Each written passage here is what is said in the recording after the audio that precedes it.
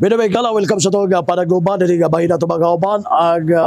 gikas sa Diocese of Mateto Obispo Bishop Abel Apigo din nga bahin na Bishop Mike Adlaw and welcome no sa labi na din sa Diocese of Iligan, labi na sa pagpaygayon sa MSPC Bishop. Mayong hapon kanimo, ug mayong hapon sa region sa Dopim, labi na diri sa mga taga Iligan nga mao ang host diocese sa tuwang 18th MSPC conference. Bishop, importante kayo kining maong kalihukan o daghang gisgutan mga challenges no nga ma-apply madala ngadto sa mga matag diocese and ngadto sa katawan. Dako gayud kay nga hagit dia isip usa ka simbahan dinhi sa Mindanao tungod kay daghan ang giatubang nato nga mga hagit sa panahon no, labi na ang pagpadayon sa tuang pagsaulog sa jubileo sa paglaom ug sunod tuig pohon mosulod na sa pagpangandam sa jubileo sa new evangelization sa 2,000 years nga kaluwasan nato nga pagkamatayon ng pagkabanhaw sa tuang Ginoo 33 AD pangandam sa 2033. Gawas niya na ang ubang mga pastoral nga programa diri sa simbahan sa Mindanao labi na pagpalingkon sa BEC so gagmayng Kristiyanong katilingban ug usab ang pagpalingon diha sa pagprotekta sa kinaiyahan no tuang advocacy sa ekolohiya ug ang usab ang mapadayunon nga palapnag diha sa tuang mga apostolado sa IP sa tuang interreligious dialogue labi na diri sa Mindanao nga dunay nagkadaiya nga kultura ug nagkadaiya usab nga mga pagtuo so mo na ang gipaningkamutan sa simbahan kini gayong espiritu sa pagpakigdialogo so mo na nga kani balik-balik nga mga tema diya sa tuong panaw isip usa ka simbahan sa Mindanao. Bishop, nasayod ta nga dapat di siya kanabang ginalantaw kung kani nga mga gisgutan na implement ba di dapat di siya nga sa unahan no nga na-implement ba ni and sa mga matag diocese no? O kung sa'y resulta. No? Okay. Tuwag yun nga hinumduman nga kini usa ka conference no panagtigom nga diin ang mga nagkadaiyang mga dioceses, local churches ag tigom ug magpinadaganay unsa ang mga common nato nga mga concerns dinhi sa atuang isla sa Mindanao. Isip sa conference ang mahuman nga dunay mga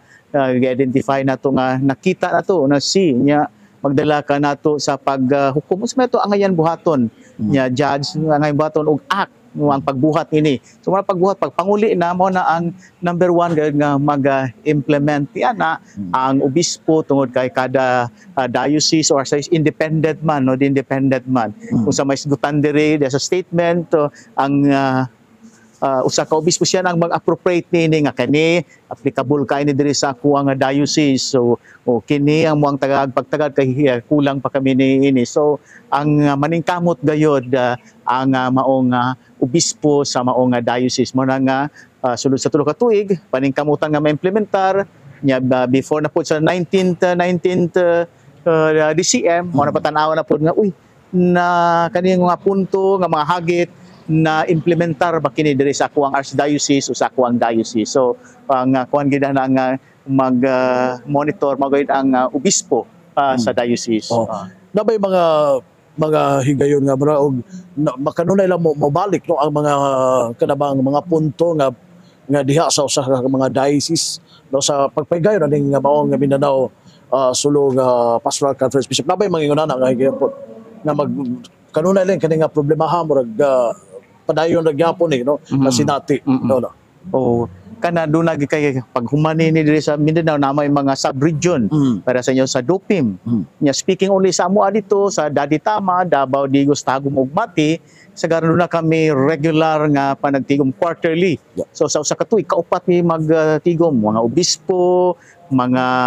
pastoral directors ug mga lay coordinators sa mga apostolado so magtapo kami ug maghisgot no unsa to nga concern diri sa MSPC nga okay, makita nato nga dunay dakong kalambigitan dinhi sa subregion. So mo nang forum nga dili gid mawala no Nagyo. ano si say nga dito sa Dalitama dili gid mawala kay kanunay namong ginatable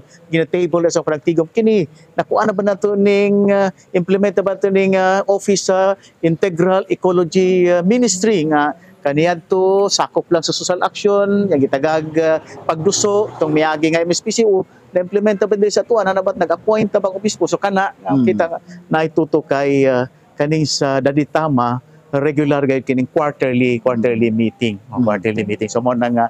dili gyud mawala no sa focus isip na Mindanao Church mo na nga ang beauty ning MSPC kay kita tibuok na Mindanao dunay common nga panglantaw kay di man mo makita dito sa wala may Visayas conference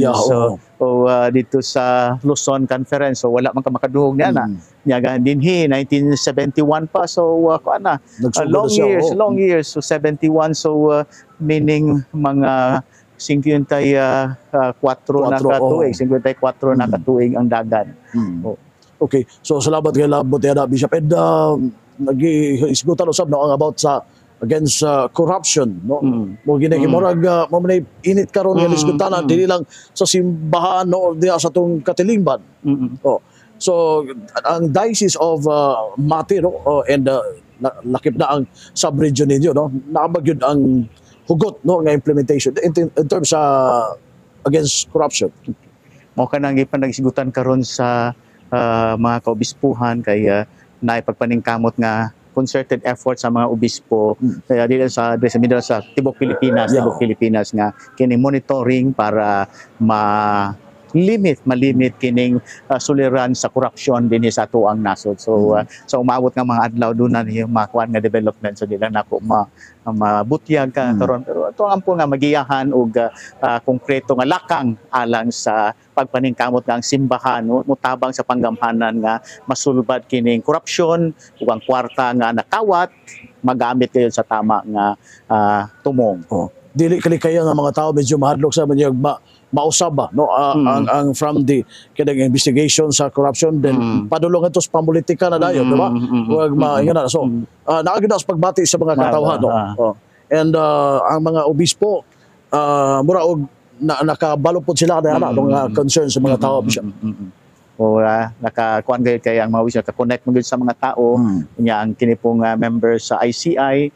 sa Independent Commission on Infrastructure ning kawot mo sila nga magpakitabang sa mga sa simbahan aron sa mga insakto nga lakang aron masulbad gay kini nga dili lamang sa investigasyon apan mo dala dito sa pagpasaka gayud og kaso ngadto sa mga angayan nga kasuhan. Bishop nasayod ta nga Diocese of Mati no nagkasinati taon no atong linog no Davao Oriental and nining mao gigayon ha kumusta na to labi na mao nga diocese no ug sa mga matabang labi na nga naaman ta karon no sa MSPC no naisgutan ba siya no labi na katong mga lugar nga napiktahan sa kalamidad nga matabangan po. Niadtong meeting na mo kagabi sa mga Mindanao Bishop ipawatan unsa naman ang dagan sa Mati so nag-update ko sa mga kaobispuhan pasalamat sa mga nagpadala sa ilahang tabang financial aron makabarug ug balik ang katawhan sa Diocese sa Matis probinsya sa Davao Oriental so pasalamaton ko so daghan na pud ang mitabang di lang sa Mindanao apan gikan sa Visayas ug sa Luzon so interesado sila kung unsa nay dagan aron tama pud ang ilahang tabang nga mahatag sa lokal nga simbahan sa Mati. Ayan po ng pagkayo kay murag na doon mga aftershocks nga naagyapon na may tabo Bishop no ang Davao Oriental. Mao na kamong sa panawagan operasyon gayud pag-ampo ug pagtabang so digid biyaning pag-ampo nya doon na po'y pagtabang alang sa mga biktima. So wala pa iguan Bishop from the Diocese of Mati mga damages pila ang di pa man siguro maka-estimate ang Davao Oriental sa ilang assessment karon pero sa physical lang so dunay upat ka simbahan nga dunay damages sa mga diocese ug usa ka kumbento gayod nga gi-knock down na sa San Ignacio ug way labot pa ang mga panimalay nga kuan gyud kinahanglan gyud nga ayuhon. Okay. Bishop, salamat kayo nga nakaubang kanamo ni Mayna. Basin doon na kay bot pa'y pabot, labi na sa mga katawan nga naminaw na ito karon nga mabot sa ito pagsibya, labi na sa DUPEM, no? Sa tuwang station DXDD o sa tanan nga mabot sa ito mga katawan nga naminaw. So daghang salamat nga ligon ug nagpadayon ang atua nga evangelisasyon diha sa radyo, diha sa social media ug siguro diha sa telebisyon. So labi na sa DXDD sa Archdiocese sa Usamis nga din taas pud ang coverage. So mao na nga kini gayud nindot nga buhat diha sa misyon. Mao na nga ako pud nga continue to support your radio station para mobarog kini ug makapalapnag diha sa mensahe sa kaluwasan kay dako gayud ang tabang sa komunikasyon karon diha sa pag-abot sa kabukiran bahin sa mensahe sa tuang Ginoo ug sa mga pagtulun-an sa simbahan. So congratulations kaninyo diri sa Diocese of Iligan sa iyong pag-host sa 18th Mindanao Silo Pastoral Conference October 20 to 24 ug diri sa kinatibuk-an sub-region sa DOPIM nga gipanguluhan ni Archbishop Martin S. Humuad Didi. So congratulations kaninyo ug sa mga listeners dito karon ug nag-follow sa Facebook. Mayong adlaw kayong tanan and may God bless all of you. Ato nagkaubal atong Obispo gikan sa Diocese of Mati, Bishop Abel Apigo. Bishop, daghang salamat. Salamat. Thank you.